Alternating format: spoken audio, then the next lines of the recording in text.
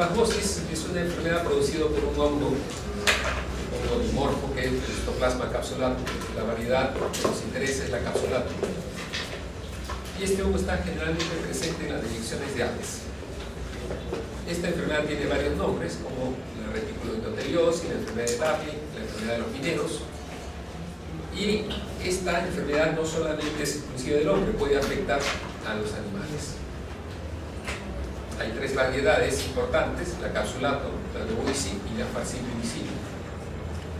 Como hemos dicho, este hongo es dimórfico, tiene una fase anamorfa y una fase heteromorfa. La fase micelial se desarrolla más o menos a 28 grados centígrados, en medios no enriquecidos. Se producen micelios hialinos ramificados, tapicados, algunos de ellos, que tienen más o menos un tamaño de 2 a 3 micras. La fase micelial produce dos tipos: los microconidios y los macroconidios. Los microconidios son globulosos, de forma de pera, son piriformes, de 2 a 3 micras, y esto es lo que me interesa porque esta es la forma infectante. Los macroconidios son globulosos, generalmente son expansiones en forma de dedo, digitiformes, de 8 a 15 micras. La fase teleomorfa básicamente es de 120 a 150 micras de diámetro y forman hifas espiraladas o sacos globulosos que tienen en su interior las levaduras. Muy bien, ¿qué sucede con la fase levaduliforme? Esta fase levaduliforme se produce básicamente cuando tienes una temperatura de 37 grados, es decir, la temperatura del cuerpo. ¿Por qué es importante esto? Porque hemos dicho que los macroconidios son una forma infectante, pero una vez que ingresa al organismo, este hongo se defiende formando básicamente levaduras. Y en esta fase ya deja de ser tan infectante como en la fase inicial. En los tejidos, las levaduras son ovaladas, intracelulares, se ubican básicamente dentro de los macrófagos, dentro de las células gigantes, y algunas veces en los polimorfonucleares o en la pared celular. Este agente tiene una distribución mundial, básicamente es en países tropicales y húmedos, y el Perú no es exento de eso. Tenemos una región amazónica bastante importante, por eso es que estos pacientes aparecen más cuando son de la selva, aparece esta enfermedad más cuando tenemos gente de la selva. El hábitat natural, ya lo hemos mencionado, son las aves, generalmente pollos, gallinas, pero también desde el punto de vista silvestre, los murciélagos y las palomas. Por lo tanto, hay riesgo ocupacional de tener esta enfermedad. Los mineros, los criadores de aves, los guías de turismo, los espeleólogos, los arqueólogos, los exploradores de cavernas, todas esas personas tienen un riesgo aumentado de padecer la enfermedad. Esta enfermedad es oportunista en el paciente inmunocomprometido y se asocia con otras enfermedades como linfomas, leucemias, aparece en los pacientes que tienen trasplante de órganos, aparecen en los pacientes que tienen uso de corticoides en forma prolongada, los pacientes que tienen inmunosupresores o los pacientes que tienen SIDA. Esta micosis es una de las más frecuentes en el mundo. No hay predominio de ninguna raza, generalmente es más frecuente en varones y hemos dicho que tiene riesgo de exposición. Ya hemos mencionado las ocupaciones de alto riesgo. ¿Cómo es que se infecta el paciente con esta enfermedad, con esta micosis? Ya hemos dicho que los microconidios son pequeños y están flotando en el aire como si fueran pequeñas plumitas. Entonces, por vía inhalatoria voy a poder tener el ingreso de este hongo. Básicamente, la enfermedad Histoplasma capsulatum, variedad capsulatum, y la variedad Ligoisi utilizan la vía inhalatoria. La variedad Falciparum generalmente utiliza la piel como vía de ingreso. Esta enfermedad produce una hipersensibilidad de tipo retardada para los antígenos y ocurre básicamente de 3 a 6 semanas de exposición. Entonces, una vez que yo he inhalado estos microconidios, van a migrar hacia la parte pulmonar, hacia la parte de los bronquiolos y de los alveolos. Allí, estas microconidias van a germinar y debido a la temperatura que hemos mencionado, de 37 grados minutos atrás, ya van a dejar de ser microconidios y se van a transformar en levaduras. Allí el sistema inmune se da cuenta de la presencia de este hongo y a través de macrófagos va a tratar de fagocitar las levaduras. Y es así como se va a diseminar, ya sea por vía linfática o a través del conducto torácico.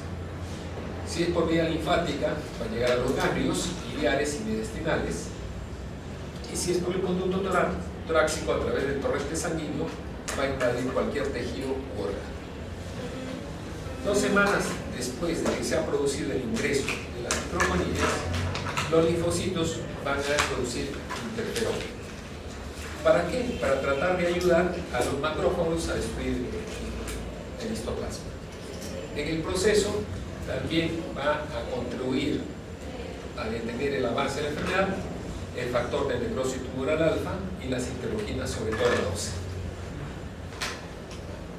¿Qué sucede una vez que empezó a activarse el sistema de defensa? Tengo 2 caminos. Si el paciente es inmunocompetente, lo que se va a formar básicamente son granulomas.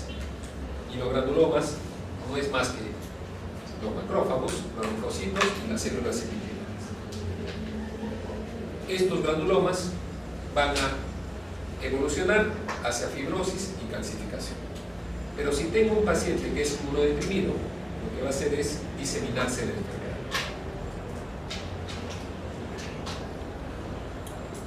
¿Cuáles son las formas clínicas que tengo de histoplasmosis? Tengo una forma pulmonar que puede dividirse en primaria aguda, cavitaria crónica o los histoplasmomas. Tengo una forma diseminada que puede ser aguda, subaguda, crónica o progresiva. Tengo una forma extrapulmonar que puede ser urinaria, renal, gastrointestinal, del sistema nervioso central u ocular.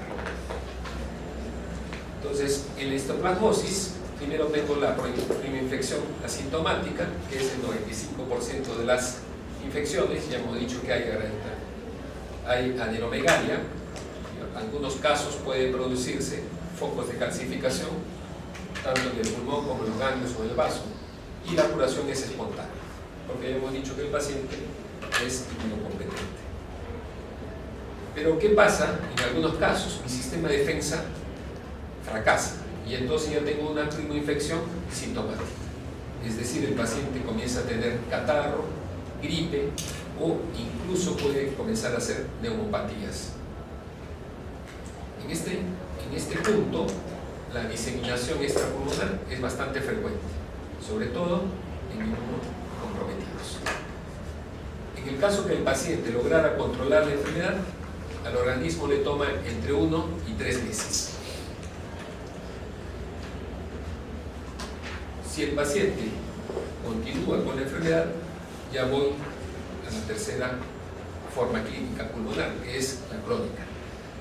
En este caso, el paciente generalmente tiene la sintomatología de un paciente de tuberculosis. Va a tener tos, va a tener deshidratación, baja de peso, sudoración nocturna y en una placa puede tener cavitaciones. Por lo tanto, el hongo, el histoplasma, lo que va a hacer es alterar la arquitectura pulmonar, produciendo lesiones necrotizantes o reacciones inflamatorias. Los síntomas más frecuentes son tos, expectoración purulenta, hemoptisis, febrícula, vespertina, astenia, anorexia, pérdida de peso, tal igual como si fuera un paciente con tuberculosis.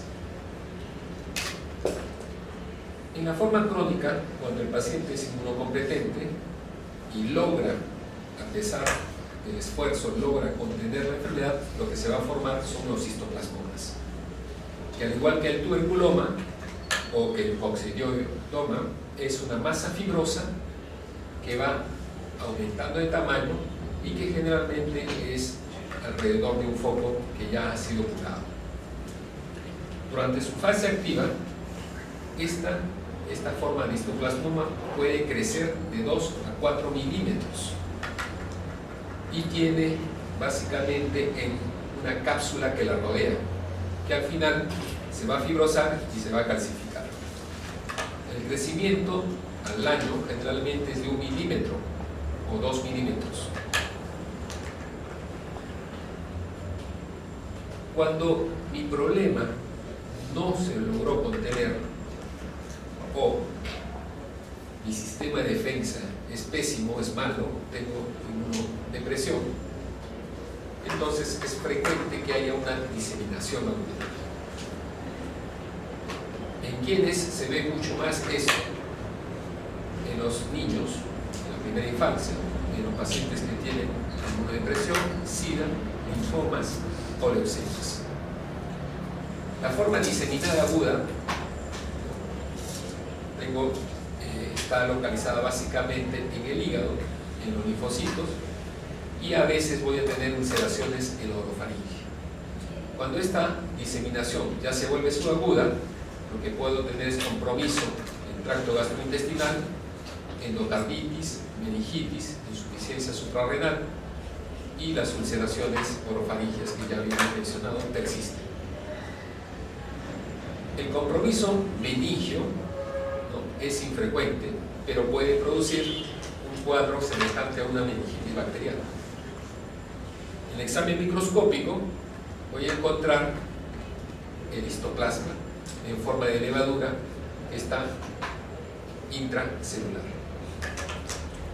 Cuando la histoplasmosis diseminada se vuelve crónica, lo que voy a tener es básicamente astenia, pérdida de peso, lesiones cutáneas o mucosas, y esto se ve más frecuentemente en los pacientes alcohólicos, gente de edad avanzada, diabetes, tratamiento prolongado con corticoides, neoplasia sólida o linfomas. Cuando tenemos una histoplasmosis diseminada crónica, tenemos fiebre elevada, pérdida de peso, deterioro rápido del trastorno del estado general, trastornos digestivos, hepatoesplenomegalia, adenopatías y pancitomelia. Las lesiones cutáneas generalmente son múltiples, en forma de pápulas rojo-violáceos, que tienen 2 a 5 milímetros, tienen un vértice ulcerado y tienen una costra hemática. El 90% de las lesiones tienen una forma, no tienen diferentes estadios o diferentes tamaños, generalmente tienen una misma forma. Todas, o la gran mayoría de ellas, son ulceradas o son ulcerovegetantes. Se localizan en la mucosa de la lengua, la boca, el tabique nasal, la laringe, pulmones, hígado y vaso. La histoplasmosis progresiva ocurre en los adultos inmunocomprometidos y generalmente se caracteriza por presentar pérdida de peso, hepatomegalia, esplenomegalia y compromiso pulmonar. Si nosotros nos ubicamos dentro de la histoplasmosis pulmonar, tenemos que hacer mención a la histoplasmosis genitourinaria, que en realidad es parte de una enfermedad sistémica que se ha controlado y se ha focalizado. Puede haber úlceras mucocutáneas tanto en el pene, en el caso de varón, o en los labios de la vulva, en el caso de mujer. La infección prostática generalmente es asintomática. En algunos casos puede presentar prostatitis aguda o prostatitis crónica. En cuanto al riñón, el paciente puede cursar con hematuria, proteinuria e insuficiencia renal. Esto generalmente se ve en los pacientes que han recibido un trasplante de riñón. Cuando hablamos del aparato gastrointestinal, generalmente en la endoscopía vamos a encontrar granulomas o úlceras. Si nos ubicamos en el sistema nervioso central, voy a tener meningitis, sobre todo en los pacientes que tienen SIDA, y puede generalmente en los pacientes inmunocompetentes ser asintomática.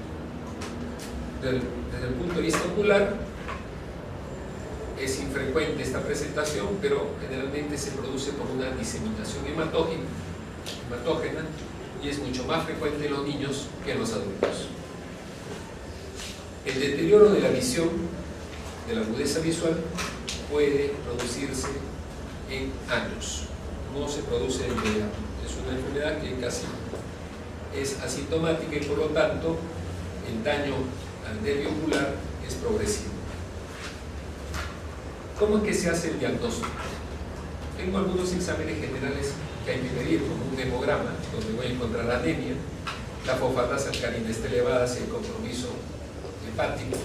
Tengo examen directo de esputo y puedo encontrar ahí las microconerias o las levaduras. Tengo una sensibilidad del 40%. Si hago cultivo del esputo, esta sensibilidad sube un poquito al 50%, pero lo que más frecuentemente nos da el diagnóstico son los antígenos de fijación de complemento, el anticuerpo anti-N, y menos los antígenos séricos y urinarios. Si nosotros le pedimos una radiografía de tórax, obviamente voy a encontrar tumores, entre comillas, que son los histoplasmomas. Puedo encontrar cavitaciones en los lóbulos superiores como si fuera una tuberculosis, o también cicatrices fibrosas como si fuera una secuela de TB. Pero si yo quiero determinar la presencia del germen, lo hago en forma directa o en forma indirecta. Si es directa, significa que tengo que visualizar el hongo, y eso lo hago mediante un examen directo de esputo, que ya hemos mencionado, un cultivo de esputo, o pruebas moleculares como el PCR. Y si es indirecto, lo que estoy evaluando, ¿qué cosa es? Los antígenos o los anticuerpos, y para eso tengo pruebas inmunológicas. El examen directo utiliza el KUH, que generalmente es SARS negativo. Utilizo las colorantes como Giemsa, el PAS, el bromuro hidrógeno. Y para teñir utilizo básicamente esputo, lavado bronquialveolar, líquido cefalorraquídeo, o biopsias ya sea hepática, esplénica, para poder visualizar el hongo. Dentro de las biopsias se utiliza también la coloración de Broco, PAS o la hematoxilina eosina. Y en ella vamos a poder básicamente ver los macrófagos conteniendo las levaduras del histoplasma. Los cultivos generalmente utilizan agar, miel o glucosado, o agar en infusión de cerebro y corazón.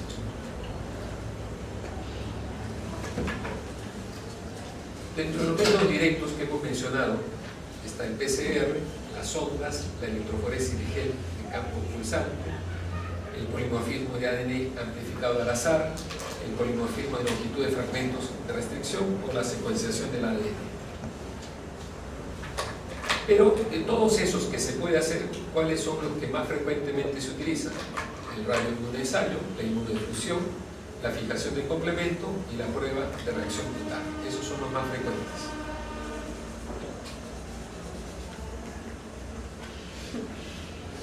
En la prueba de inmunodifusión tienes una sensibilidad mayor del 90%, sobre todo si el paciente tiene una enfermedad pulmonar, y menos del 30% si el paciente es un VIH. ¿Para qué me sirve esto? Básicamente para las formas pulmonares y las diseminadas crónicas. La intradermal reacción con histoplasmina, al igual que el PPD, se utiliza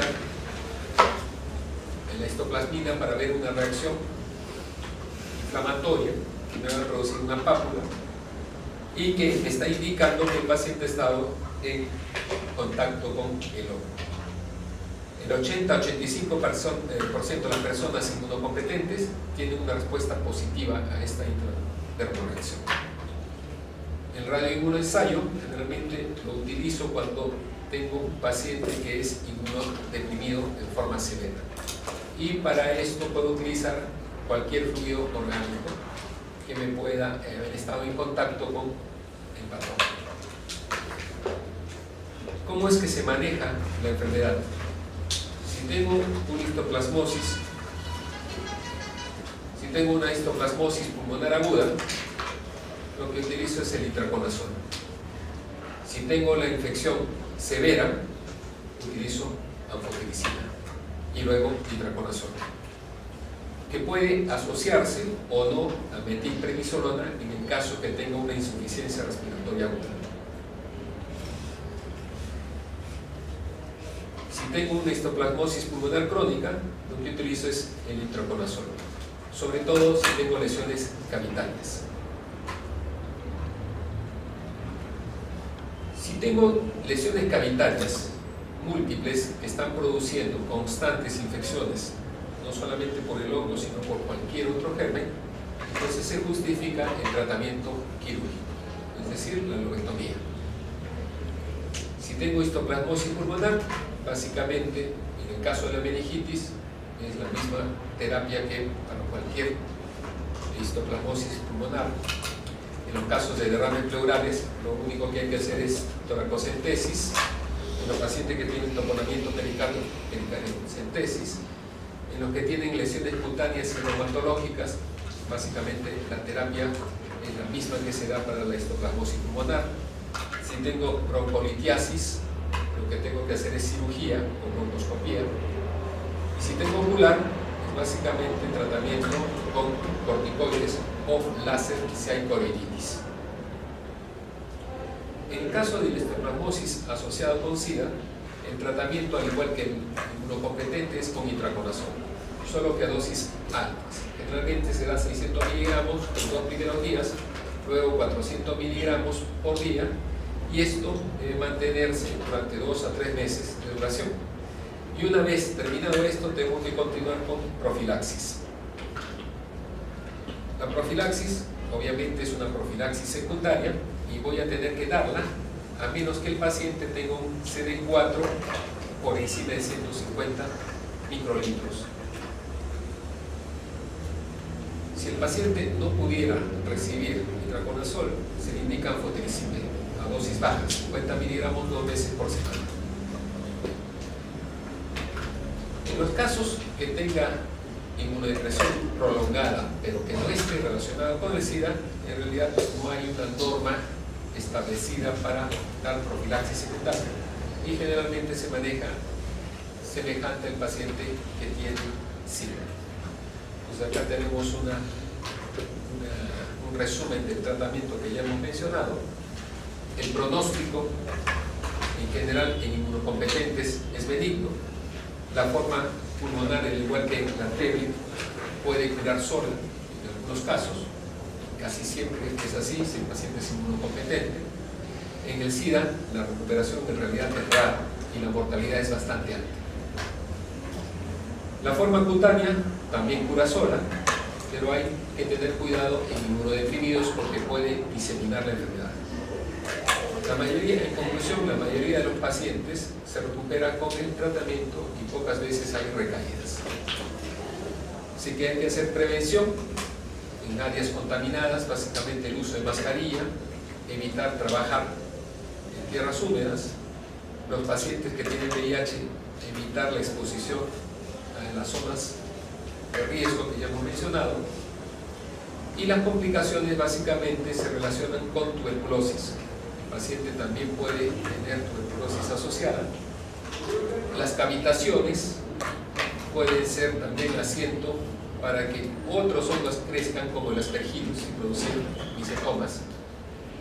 Recuerden que los hongos en los pacientes inmunocomprometidos pueden diseminarse y producir insuficiencia suprarrenal, así que no es infrecuente ver pacientes con hiponatremia y con hipoglicemia. Las formas gastrointestinales pueden producir colon irritable y síndrome de malabsorción. Y la pericarditis puede también causar estenosis valvular. Entonces, esto es básicamente lo que es histoplasmosis.